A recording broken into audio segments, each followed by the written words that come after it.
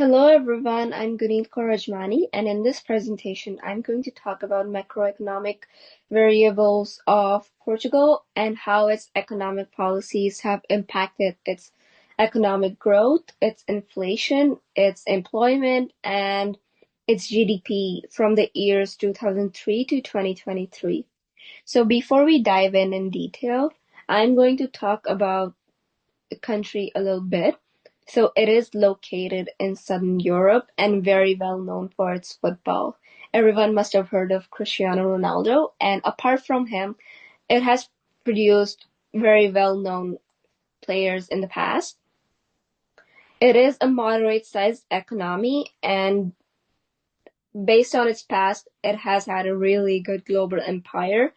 During the history, it colonized many countries, and because of which the country saw a steady economic growth. And apart from that, right now, it is known for its good hospitality and tourism. It is a nice country to visit during summers, especially. So the first topic that I'm going to talk about is Portugal's unemployment. So the current labor force size, as you can see mentioned here, is 72.4%, which is actually 2 points higher than the aggregate of Europe, which was 70.4% during the year 2003. So the dominating industry that we can see is service industry, which was accounted at 66.88%. The main industries being construction and hospitality. The next best industry was manufacturing industry, which was accounted at 16.88%.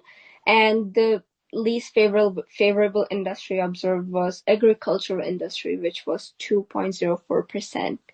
There were major changes. Agriculture was more famous during the year 2003, but as the time passed by, this is the most recent statistics from year 2003 that agriculture became the least favorable industry of all. When we talk about the type of labor force, it is more skilled, but it is still looking for more skilled workers because the country has a high gap when it comes to skilled labor force. And when we talk about its unemployment, natural unemployment, it was accounted at 6.49% in the year 2023. So notable employment rate trends. Why is it the way it is? So the first thing that we saw was its population decline.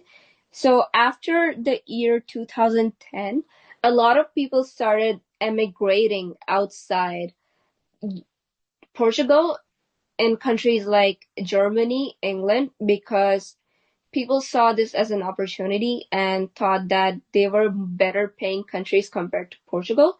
Already, Portugal suffers from a very low fertility and population aging problem. And on top of this, the emigration problem caused a notable downfall in employment rate after the year 2010. Also, because of its economic distress after the year 2010, as the austerity policies were introduced, it fell a little bit, and which is also one of the factors that contributed for the people to move out of Portugal. So you can see there was a little dip in the after the year 2010, but after that it steadily increased. When we talk about Portugal's inflation, because it became a part of Eurozone, it hasn't had too dramatic inflation. It has more stable inflation, but there were small dips and highs during its period from 2003 to 2023.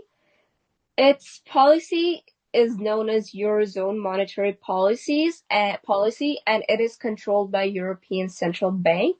The last time when it was used was during the year 2023 because there was a big spike seen in gas prices and food prices due to the current ongoing war between Russia and Ukraine. It disrupted the supply chain and transportation, because of which the resources became more scarce, and which led to higher prices of gas and food.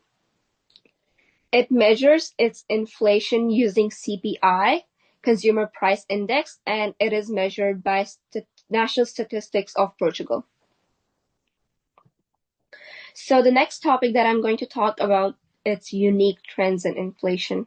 As I said, it's usually stable, but it has its little dips and highs.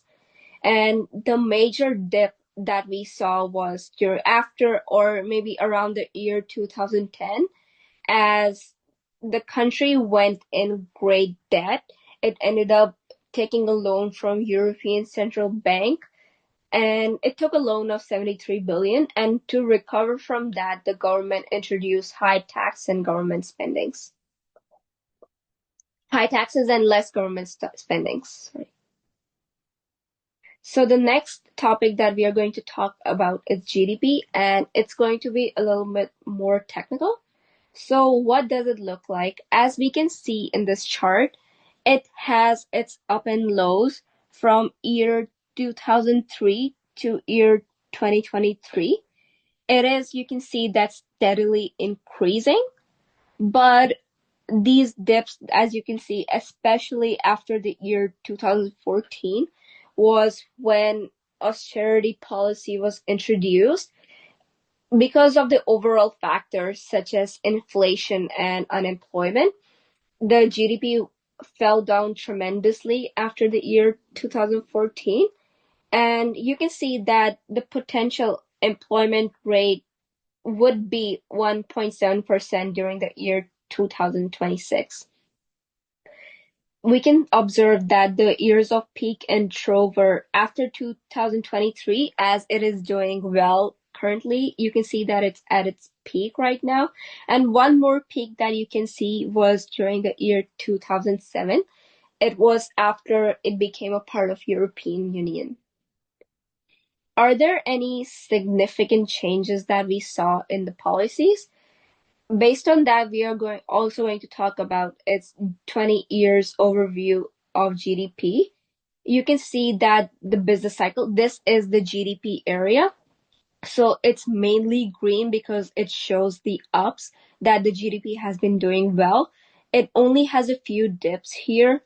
And the significant changes that we saw was because of its economic mismanagement after the year 2010. The government did not carefully plan its economic policies, because of which it incurred a great debt, and Europe lent a great loan to Portugal. European Union lent a great loan to Portugal, and it was recovering from the great debt. As you can see that after the year 2010 was the greatest dip you can see in the history ever, but it quickly recovered from that debt.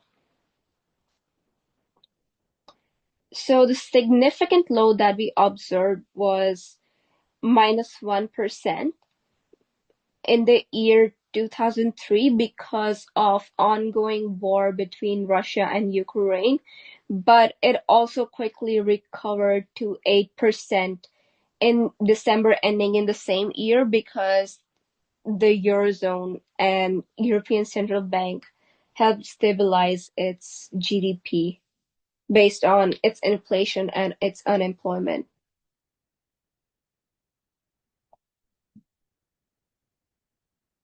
So the next topic that I'm going to talk about is GDP per capita, its overview. So currently its GDP per capita is 27.331.21 USD per capita.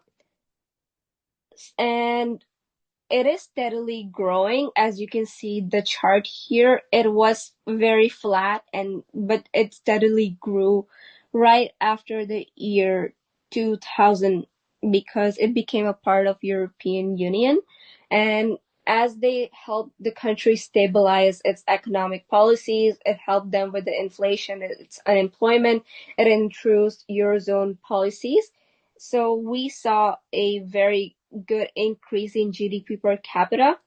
And also there was a good boost in the manufacturing and service industry. The government helped the country to grow as the European policies gave a big boost in its service sector and its manufacturing sector. It is seen that the service sector was accounted to calculate 66.84% of its GDP, and which increased from 52.04% from the year 2003 to 2023, and the manufacturing industry increased from 1.86% to 2.04%. In conclusion, what did we learn from this presentation? So what we majorly learned is that it hasn't seen too dramatic of inflation or unemployment. Any other macro variable aspects, they weren't as bad, although there were situations like such as the introduction of austerity policy, it becoming a part of European Union. Apart from those, there weren't any big trends in the country. And were there any significant events? Yes. When it became a part of European Union, it uh, adopted European Union's policies, its bank, which helped it stabilize its inflation, and they looked after. So overall, the country is pretty stable when we talk about its economy, and it is a good country when we consider on a macro variable aspect. Thank you so much.